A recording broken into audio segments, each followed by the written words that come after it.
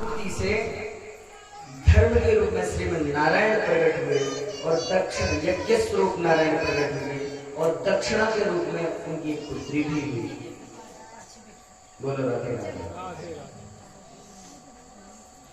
प्रसूति का वर्णन करने लगे जैसे ही सौनक जी के पूछने पर श्री शुक जी बताने लगे कि जैसे ही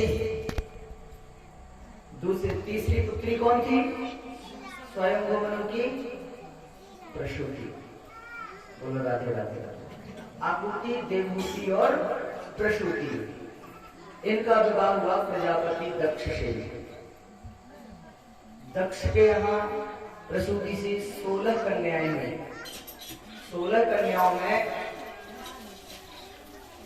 13 धर्म को ब्याह किया।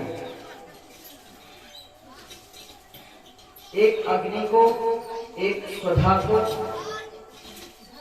और जो 16वीं कन्या बची श्री सती जी, वो भगवान शिव के साथ उनका विवाह हुआ। सभी के यहाँ संतान हुई पर सती जी के यहाँ कोई संतान नहीं हुई। जो ये कहा तो इसका कारण पूछा शौनक ऋषि ने सूत जी से कि क्या कारण था कि सती के यहाँ कोई संतान नहीं है। इस प्रसंग को विस्तार से बताने लगे सूत जी शौनकादि अच्छा से अच्छा ऋषियों को। कहने लगे जब किसी भी व्यवस्था को व्यवस्थित करने के लिए कुछ अधिकारी व्यक्तियों को अधिकार सौंपे जाते हैं, जिम्मेदार व्यक्तियों को दायित्व दिए जाते हैं। गुरुदेव भगवान एक श्लोक सुनाते थे जब हम अध्ययन करते थे के पास, तो गुरुदेव भगवान कहते थे अनायका विनश्यन्ति नश्यन्ति बहुनायका। अनायका विनश्यन्ति नश्यन्ति बहुनायका, कुनायका विनश्यन्ति नश्यन्ति विनायका। बोलो राधे राधे। इसका अर्थ होता है किसी एक कार्य को सब सोचने लगे नहीं ये तो मैं करूंगा, सब अपने आप को मुखिया समझने लगे। चाहे वो घर का कार्य हो, चाहे वो समाज का कार्य हो, चाहे वो राजनीति का कार्य हो, चाहे किसी भी विभाग का कार्य हो। अब एक घर में कोई अपने आप को सब अपने आप को मुखिया समझे, बड़ों की बात ही ना माने तो क्या होगा वहां। बोलो राधे राधे। सब अपने आप को मुखिया समझने लगे तो क्या होगा। इसलिए घर का मुखिया एक होता है, हर कार्य का एक नायक यानी मुखिया होता है। अब क्लास है, क्लास लगी है तो एक क्लास मॉनिटर होता है ना, सबको कंट्रोल करने वाला। वो क्लास टीचर को खबर देता है कि ये ऐसी गड़बड़ी कर रहा था, वो ऐसी गड़बड़ी कर रहा था, उससे सभी डरते हैं। तो अनायका विनश्यन्ति नश्यन्ति बहुनायका, कुनायका विनश्यन्ति नश्यन्ति स्त्रीनायका। किसी कार्य को संभालने के लिए किसी एक व्यक्ति को मुखिया बनाया जाता है तो कार्य सानंद संपन्न होता है, और अन्यथा गड़बड़ी होने लगती है। एक नायक होता है, बहुत नायक हो तो बिगड़ जाता है कार्य, और वही नायक अगर वही मुखिया गड़बड़ हो तो भी बिगड़ जाता है कार्य। बोलो राधे राधे। अब मुखिया की बात आई है तो मुखिया कैसा होना चाहिए, घर का या समाज का या जहां का भी हो, जिस भी क्षेत्र विभाग का हो, कैसा मुखिया होना चाहिए। तो मुखिया मुख सो चाहिए, खान पान कहूए, पालई को सही सकल अंग, तुलसी सहित विवेक। अगर हम कुछ गड़बड़ खा लेंगे तो क्या होगा, अस्वस्थ हो जाएंगे कि नहीं हो जाएंगे, बीमार पड़ जाएंगे। बीमार पड़ जाएंगे तो फिर कौन आएगा, डॉक्टर आएगा। और डॉक्टर के लिए भी एक चीज कही गई है वो आपको बाद में सुनाएंगे। बोलो राधे राधे। या सुनाई दे, सुनाई देते हैं, पता नहीं वो प्रसंग दोबारा उठता है कि नहीं।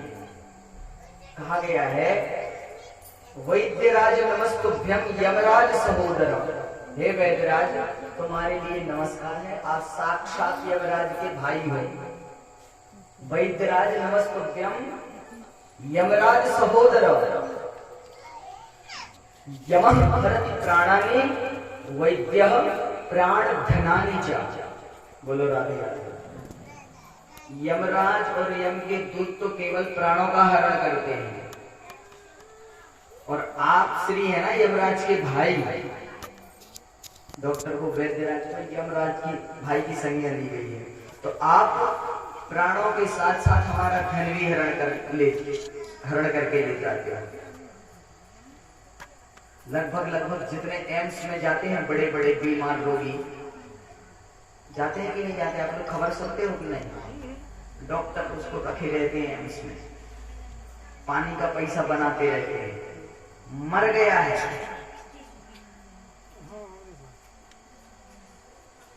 बीमार व्यक्ति मर गया है, सब कुछ उन्होंने बंद कर दिया, उसका खर्चा बस उनके कागजों में चल रहा है। जब 10-20 लाख का बिल बन गया, जैसा एक विशेषता है उनकी, को जैसा देखते हैं कि ये पार्टी कैसी है, वैसा इलाज और वैसे कार्य करने लगते हैं। सब डॉक्टरों की नहीं कह रहा हूं,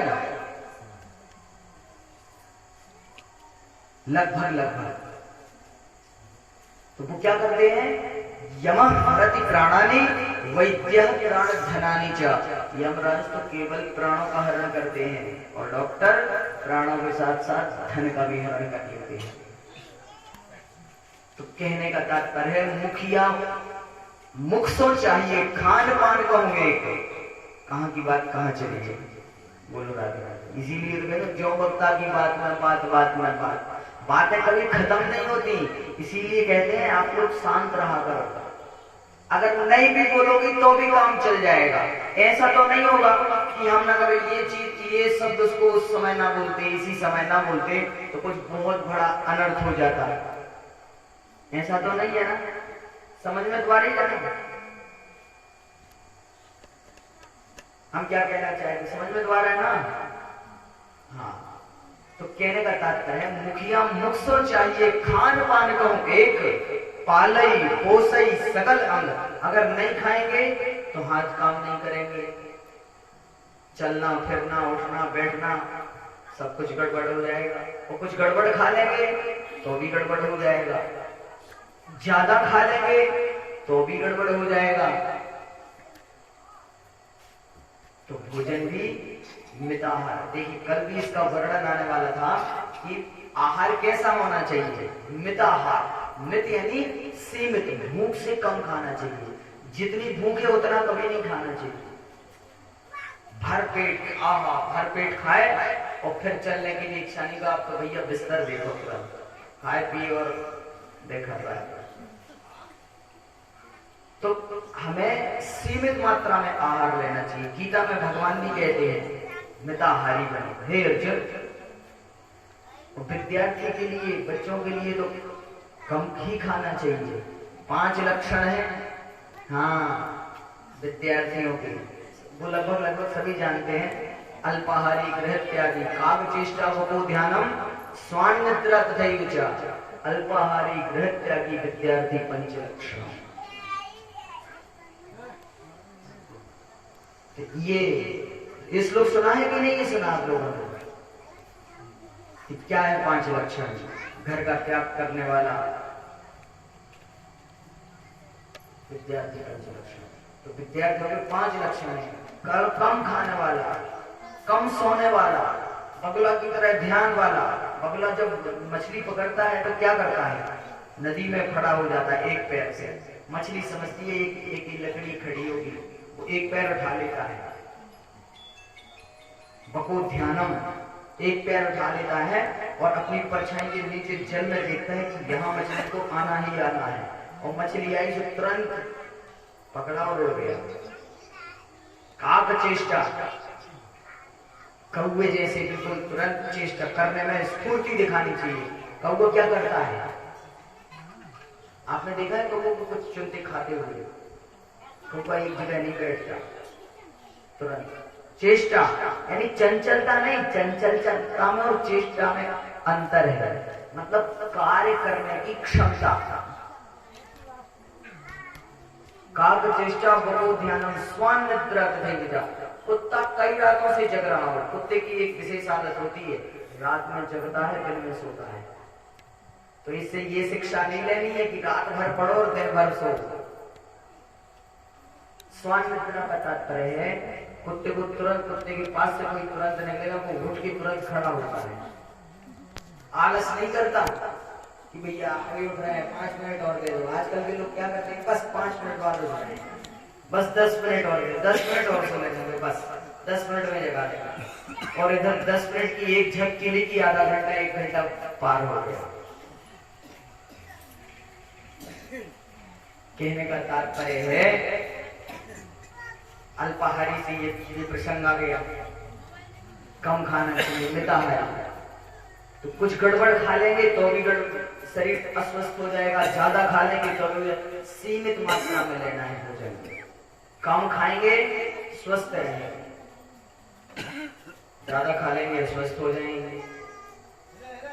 तो मुखिया मुखसो चाहिए, खान पान को एक अकेला मुखी खाता है, मुखी पीता है, और हमारे जो भी इंद्रियां हैं, जो भी हाथ पैर आदि नेत्र आदि हैं, इन सब पाले पोसे सकल अंग, सभी अंगों को पालता पोसता है। तुलसी सहित विवेक, विवेक का भी अन्न रक्षण करता है। देखिए ब्राह्मी खाएंगे तो बुद्धि तीव्र होती है। कुछ अन्न, कुछ धान्य ऐसा होता है कि उसको खाने से हमारी बुद्धि तीव्र होने लगती है। बोलो राधे राधे। अब गाय के, इसमें गाय का दूध और भैंस के दूध का भी बहुत बड़ा अंतर है। आप 2 बालक परीक्षण करना हो तो बता रहा हूं, परीक्षण करना हो गाय के दूध और भैंस के दूध का, तो 2 बच्चों को, एक को गाय का दूध पिलाते रहना है 1 साल तक, एक को भैंस का। जब 1 साल पूर्ण हो जाए तो फिर उसकी बुद्धि में और उसके शरीर में, उसके चलने फिरने, उठने बैठने, उसके कार्य कौशल की स्थिति देखना, जिसने गाय का दूध पिया है और जिसने भैंस का दूध पिया है, फर्क समझ में आ जाएगा।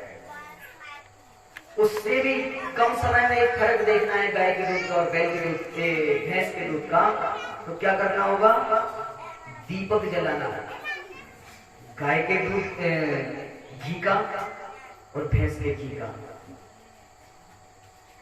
अंतर समझ में आ जाएगा। दोनों एक सा दीपक हो, एक सी बत्तियां हो, एक सा घी भरा हो, और जोड़ देना, उसको प्रज्वलित कर देना।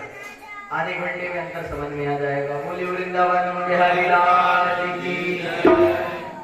तो मिताहारी होना चाहिए व्यक्ति को।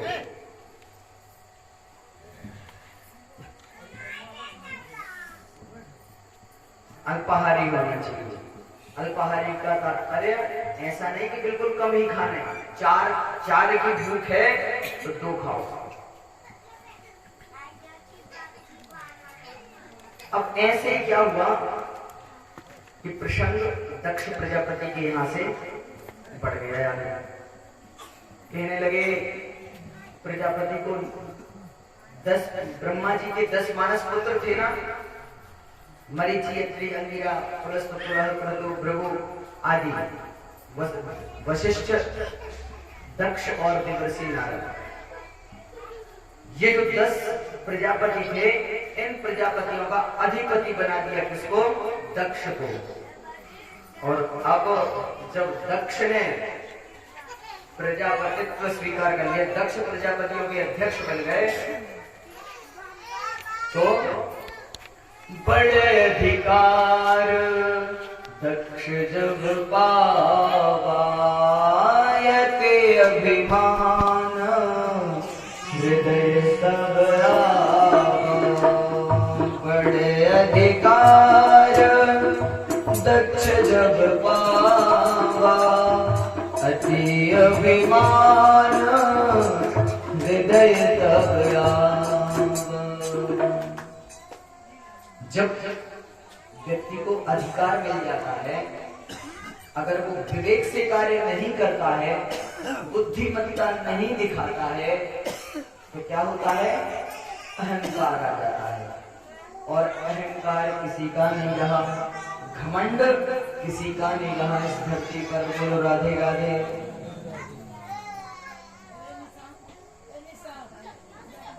अब जब प्रजापति अधिपति बन गए प्रजापतियों के, बड़े अधिकार दक्ष जब पाया तो अति अभिमान हृदय का प्यारा, अपने एक आयोजन रचा कि मैं अधिपति बन गया हूं तो एक संबोधन कार्यक्रम, एक सभा रखी। और सभा कैसी होना चाहिए? नसा सभा यत्र न सन्ति वृद्धा वृद्धा न ते ये न वदन्ति धर्मं नासो धर्मो यत्र न सत्यमस्ति न तत् सत्यम यच्छलेनाभ्युपेतम्। सभा, वो सभा नहीं है जहां वृद्ध नहीं है। बोलो राधे राधे। बोले वृंदावन बिहारी लाल की। नेत्र बंद मत करिए, अगर थक गए हो तो आराम से एक झटकी लेके आ जाओ अंदर से। और आप बड़ी देर तक कैसे नेत्र बंद करते हैं तो मुझे लगने लगता है कि शुरुआत हो गई है दूसरा दिन। आनंद तो तभी आता है जब नेत्र खुले हो कथा सुनाने में। दो चार जन के देख लिए कि इधर की नींद और इधर की नींद, फिर हम क्या ये बड़ी बहुत गंभीर और अपने कल्चर की चर्चा तो कर ही नहीं रहे। अच्छा एक बात और है, इधर उधर की चर्चा कर रहे होते तो नींद नहीं आती। पता नहीं क्या है इस मन को कि शास्त्र की चर्चा जब गहन विषय चल रहा होता है तभी नींद आना चालू हो जाती है। बोलो राधे। बुआ जी मैं सुन रही हूँ। बोलो राधे राधे। अब दक्ष ने कहा एक सभा होनी चाहिए। सभा क्या है? सभा वो है जहां वृद्ध है, और वृद्ध वो है जो धर्मयुक्त बात करते हैं। नसा सभा यत्र न सन्ति वृद्धा वृद्धा न ते ये न वदन्ति धर्मम्। वृद्ध वास्तव में वृद्ध वही है जो धर्म की बात करते हैं, धर्मयुक्त बात करते हैं, नीति पूर्ण बात करते हैं, न्याय का साथ देते हैं, न्याय की बात करते हैं। और वृद्धान ते न वदन्ति धर्मम् नासो धर्मो यत्र न सत्यमस्ति। वो धर्म नहीं है जो सत्य से युक्त न हो, और वह सत्य नहीं है जिसमें छल भरा हुआ है, कपट भरा हुआ है। बोलो राधे राधे। तो दक्ष के अंदर अहंकार आया है, सभा का आयोजन किया है और सभी अपना अपना संबोधन व्यक्त कर रहे हैं। इसी बीच दक्ष उस सभा में प्रवेश कर रहे हैं। सभा में प्रवेश किया, दक्ष ने देखा कि बाप मैं आया हूं, कौन कौन खड़ा नहीं हुआ। लगभग सभी खड़े हो गए।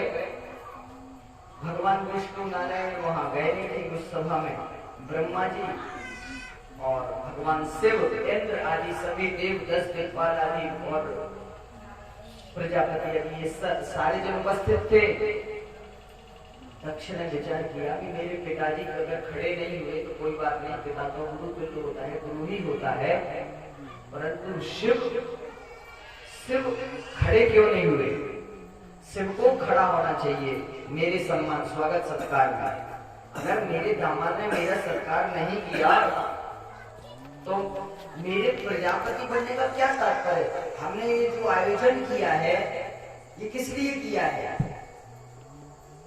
कम से कम अपने जनों को एक संदेश देने के लिए।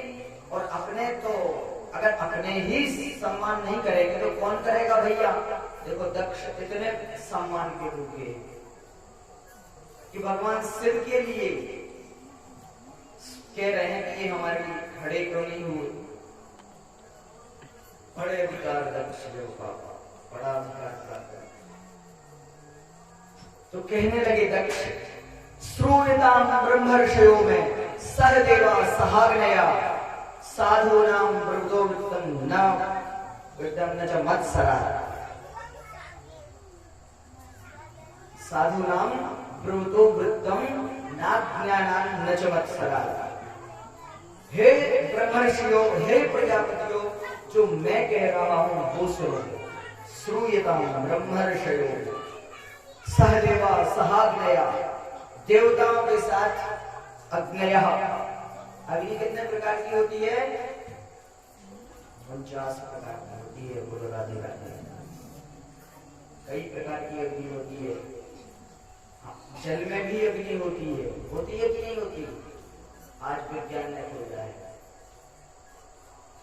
हमारे पेट में भी जब अग्नि होती है,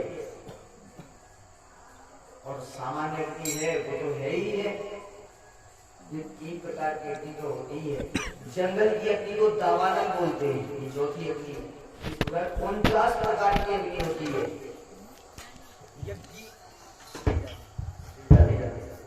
श्री राधे। यज्ञ की अग्नि अलग होती है, चिता की अग्नि अलग होती है। इसके नाम अलग होते हैं, नाम और काम अलग अलग होते हैं, फल अलग अलग होता है। हमारे उदर की अग्नि जो होती है वो जठराग्नि कहलाई जाती है। वो अन्न का पाचन करती है। अगर अग्नि मंद हो जाती है तो फिर हमारे उदर में जो भी हम आहार लेते हैं वो पचता नहीं है और रोगों का कारण बनने लगता है। तो अग्नियों के सहित देवताओं सुनो, ब्रह्मर्षि सुनो, प्रजापतियों सुनो और सभी सभासद सुनो जो मैं कह रहा हूं। ना ज्ञानान न च मत्सरा, ना तो मैं अज्ञानता से कह रहा हूं, ना ईर्ष्या से कह रहा हूं। तो अच्छा कह क्या रहे ये तो बताओ कि ईश में शिष्यताम प्राप्तो यन्मे द्वितीयग्रहित पाणम विप्राट साधुवत। ये जो शिव है ना, ये इसको सभा में नहीं बुलाना चाहिए। ये धर्म का मार्ग ही नहीं जानता है, ये सम्मान करना ही नहीं जानता है। इस प्रकार से अलग अलग बदलाव करने लगे दक्ष कि अरे ये भूतों पिशाचों के साथ में रहता है, शमशान में रहता है, भांग धतूरा का भोग लगाता रहता है, गांजा फूकता रहता है, इसको कोई वो नहीं है। यद्यपि ये शास्त्रीय बात नहीं है, भगवान शिव को चढ़ता तो है पर भगवान शिव इसके आदि नहीं है कि हमें भांग ही चाहिए, धतूरा चाहिए। जब भगवान शिव का जब अभिषेक होता है तो विद्या स्नान होता है, ये औषधियां हैं। और भगवान शिव ने क्या किया था? विषपान किया था। तो उस विषपान के समय किस वस्तु को भगवान शिव के ही गले में नागराज क्यों है? कुछ ना कुछ कारण है, लॉजिक है, कुछ ना कुछ उसके पीछे एक वैज्ञानिक तथ्य है, लेकिन लोग समझते ही नहीं है। बोलो राधे राधे। प्रश्न करने लगते हैं, अरे भगवान भोलेनाथ की बूटी है तो लगा लो, चढ़ा लो, फूकते रहते हैं, कहीं गांजा, कहीं चरस, कहीं ये कहीं वो, और भगवान ने तो विष भी पिया था। बोलो राधे राधे। तो 2-4 तो विस्की भी डाल के देख लो भैया। भगवान ने तो ये भी किया था, हम क्यों नहीं कर सकते? कन्हैया ने भी रास रचाया था, हम क्यों नहीं रचा सकते? भगवान ने तो गिरिराज जी को धारण किया था, तो मतलब उठा के देखो 10-20 किलो का 2-4 मिनट क्या होता है। तो उसके पीछे उसका कारण नहीं जानेंगे लोग कई प्रकार के प्रश्न और उन कथाओं पर, उन प्रसंगों पर किंतु परंतु करने लगते हैं। अब प्रजापति दक्ष ने कहा, अयम तो लोकपालानाम यशोघ्नो निरपत्रपः। निरपत्रपः ये निर्लज्ज है, शमशान में रहता है, इसको कोई लज्जा नहीं है, ये होश में ही नहीं रहता है। इस प्रकार से अनर्गल प्रलाप करने लगे और कहने लगे कि अरे अगर प्रजापति ब्रह्मा जी अगर नहीं कहते तो मैं अपनी पुत्री सावक्ष्या यानी मेरी मृगलोचनी कन्या सती का विवाह मैं इस शिव के साथ नहीं करता, और जिनका नाम ही शिव है, यद्यक्षरम नाम ग्रेवितम्य, जिनका 2 अक्षर का नाम शिव। शिव का मतलब जानते हैं आप लोग? बोलो राधे राधे। शिव का मतलब होता है कल्याण करने वाला। शिवम कल्याणम ददाति, सशिवा, जो कल्याण करता है। और देखिए भैया, और ये साक्षात आज भी पृथ्वी पर ये अनुभूत प्रयोग है। कोई किसी भी प्रकार से ग्रसित हो, दुखी हो, धन से दुखी हो, तन से दुखी हो, मन से दुखी हो, ग्रहों से दुखी हो, भगवान शिव की आराधना करने लग जाए। देखो कुछ चमत्कार। देखिए 2 प्रकार के दुख होते हैं, एक मानसिक और एक शारीरिक। अगर आपने विपरीत परिस्थिति में भी अपने मन को संभाल लिया, मन को संभाल लिया, तो समझ लो आपको जीना आ गया। विपरीत परिस्थिति, अनुकूलता नहीं है, पर ये सब सुख दुख, ये द्वंद्व है जो, ये सब मन के कारण है। अगर आपका किसी विषय वस्तु में मन लग जाता है, तो उसको छोड़ के आपको किसी दूसरी विषय वस्तु की आवश्यकता नहीं होती है। ये जो भूख प्यास है, ये जो सुख दुख है, ये जो शीत गर्म है, ये सब मन के द्वंद्व हैं। अगर आपने इन परिस्थितियों में मन को संभाल लिया, तो तन अपने आप समझ जाता है। ऐसा कई बार हुआ है। देखिए जैसे आज ही एकादशी है, आज एकादशी है, कितने जनों ने व्रत किया होगा? लगभग सभी ने किया हो। 2-4 जन हैं जो कि राधे राधे, हाँ सब जन ने व्रत किया है बच्चों को छोड़कर। तो लगभग इसीलिए सब नहीं कह रहे हैं, आप ये लगभग। अब जो नहीं कर रहे होंगे तो वो हो जाने। पर आपको आज अन्न खाने का मन नहीं किया होगा, आज एकादशी है, जो खा लिया होगा उसमें ही संतुष्ट हो गए होंगे। तो ये सब मन की अनुकूलता और प्रतिकूलता पर निर्भर करता है। कभी कभी इतना समय बीत जाता है कि हमें ध्यान ही नहीं रहता है कुछ खाना है कि नहीं खाना है। बोलो राधे राधे।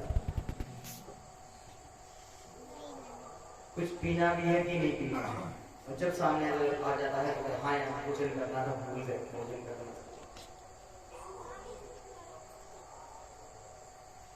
जब टीचर लोग डांटते हैं बच्चों को, स्टूडेंट को, क्या बोलते हैं?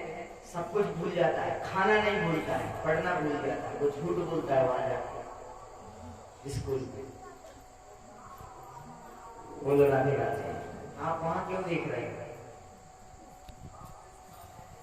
बोली वृंदावन बिहारी लाल की। अनंत जी का वो इशारा नहीं